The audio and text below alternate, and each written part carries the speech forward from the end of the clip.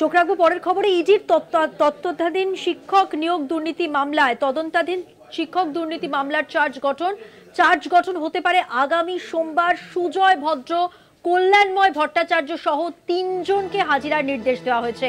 সবাই আদালতে সশরীরে হাজির থাকলে সোমবার হবে চার্জ গঠন। বিস্তারিত জানাবেন, আমাদের সঙ্গে টেলিফোন লাইনে রয়েছেন আমাদের প্রতিনিধি রিয়া মাঝি। রিয়া, কি জানা যাচ্ছে?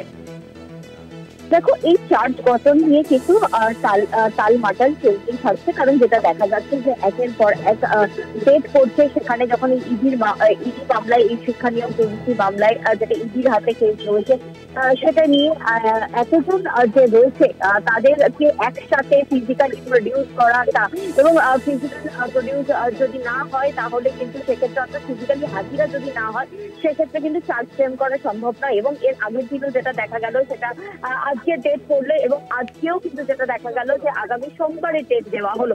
আগামী সোমবার ৩ জনকে, কল্যাণময় ভট্টাচার্য অর্থাৎ পার্থ চট্টোপাধ্যায়ের জামাই কল্যাণময় ভট্টাচার্য, কালীঘাটের কাকু সিবিআই এর হেফাজতে রয়েছে এখনো।